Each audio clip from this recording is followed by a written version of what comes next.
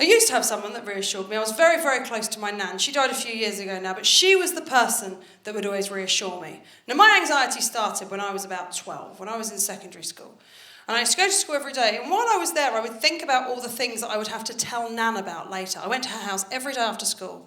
We'd have a cup of tea and 2 rich tea biscuits, and I would just tell her about all the different things that had worried me throughout the day. And one day, I got there, and she gave me this. It's a worry doll, yeah. Some of the more anxious people are nodding. A couple of the confident pricks, not a fucking clue. It's a worry doll. Now, for those of you that don't know, what you're supposed to do is before you go to bed every night, you're meant to tell your little worry doll all of your worries and then pop her under your pillow. And then in your dreams, she carries away all of your worries. Sounds sweet, doesn't it, Nan, giving me this? Sounds cute. Also sounds like my Nan was going, fuck me, I can't take much more of this. I'm going to have to bring in a tiny reinforcement. So that night I went home and I thought I'll try it. Because if any of you are like me, and you're anxious as well, you know what it's like. You'll do anything to get rid of the anxiety. So I thought I'd try it. So there's 12-year-old me sitting on my bed. Okay, hello? No. Okay. What am I worried about? What am I worried about? I'm worried that the girls at school don't like me. And I'm also worried that the boys at school don't like me. And I'm worried that I saw a ghost in my room because I think I saw a ghost in my room. And then I said to Mum, I think there's a ghost in my room. And she went, that'd be your granddad. And that has made it much, much worse. And I'm worried about the Bermuda Triangle. And I'm worried about quicksand. But the main thing I'm worried about, the main thing I'm really worried about, and I've got to make sure Mum and Dad aren't outside, the main thing that I am really, really worried about is I'm worried about how much I like Mel C. I like Mel C so much.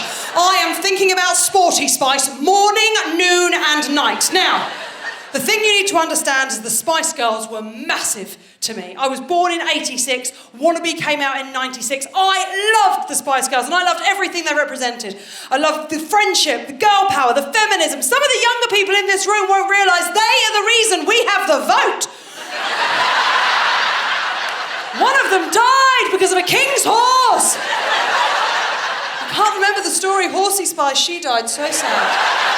So sad.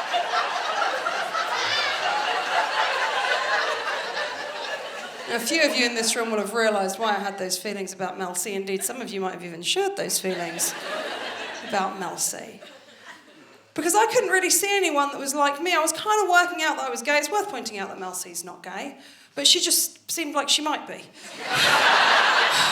Because she wore a tracksuit and had a high ponytail and she could do a cartwheel. And at that age, I thought, I guess that's my culture. I guess that's what I am. I guess I'm a Sporty Spice. Because I think as a young person, all you're really looking for is you're looking for someone in your family or in your community or in the media to look at and go, well, you're a bit like me and you're a grown-up and you seem happy, so maybe when I'm a grown-up, I'll be happy as well. And there was no one like that for me on the television that I could see and that I could relate to because I don't like the horse racing. Hasn't Claire Balding put in a shift? That woman must be exhausted by the weight of representation. Fun fact, and this is a bit of a secret, so keep it to yourself, she was actually Horsey Spice. The girls had a row, she had to leave. Real nightmare situation. I used to have a fantasy about Mel C, and it wasn't even a sexy one. I hadn't even got to that stage, really. I just wanted to help her. I wanted to be of assistance to Mel C. I used to think, I wish Mel C was in Portsmouth. That's where I grew up. I wish Mel C was in Portsmouth.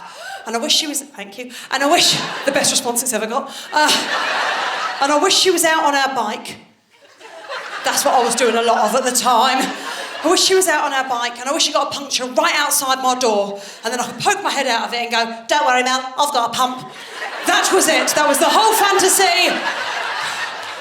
So I'm very concerned about my feelings about Mel C. And I'm also worried that Alex doesn't like me. And then I did exactly what Nan said.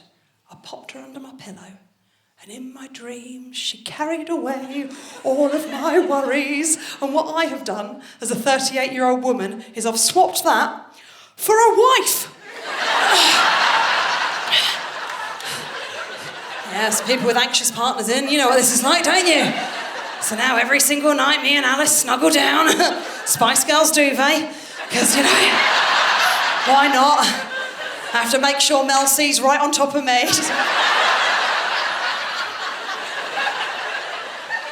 Then Alice, my wife, she turns off the light and she pops down her eye mask and I'll go, not yet.